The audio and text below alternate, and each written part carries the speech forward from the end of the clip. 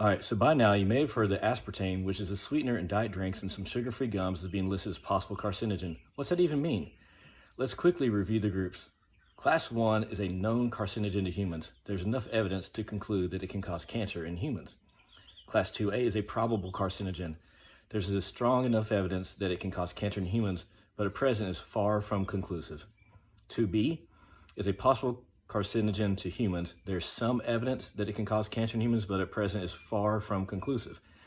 So aspartame is being listed as a 2B possible carcinogen. Remember, far from conclusive. Let's give some examples of others. Some examples of class 1 are HIV infection, HPV infection, which most of those types can be prevented by vaccination, hepatitis B infection, which can be prevented by vaccination, hepatitis C infection, which thankfully can be treated now, EBV or Epstein-Barr virus infection, H. pylori infection, the bacteria that causes stomach ulcers, arsenic, asbestos, hexavalent chromium, remember Aaron Brockovich, ethanol, alcoholic beverages, processed meats, tobacco, smokeless, smoking, and secondhand smoke, tanning beds, many medications. Some of 2A are some more medications, malaria infection, other forms of HPV, red meat, very hot beverages that some countries, people drink really hot, like over 65 Celsius, which is like too hot to even convert to Fahrenheit. Working as a barber or hairdresser, and night shift work. Some examples of 2B possible carcinogen are iron dextran, just like iron infusions, ginkgo, the over-the-counter supplement ginkgo, a type of coconut oil condensate, which is used in shampoos and other bath items, about a dozen commonly prescribed medications,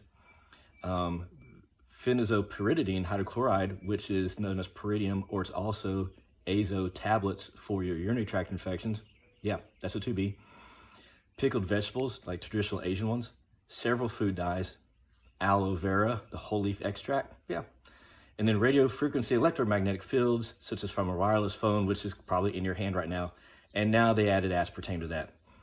So now aspartame is the same category as azo tablets, aloe, pickled vegetables, and your wireless phone.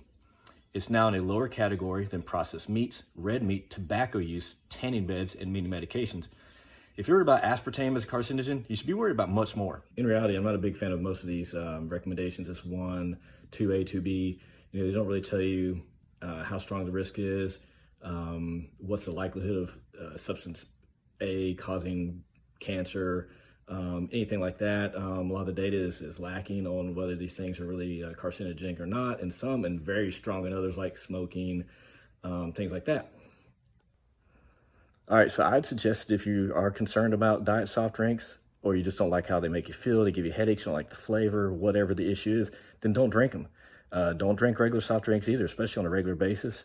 Better not to drink your calories. Just drink more water, flavor your water, maybe avoid Flint, Michigan water, but otherwise just drink water.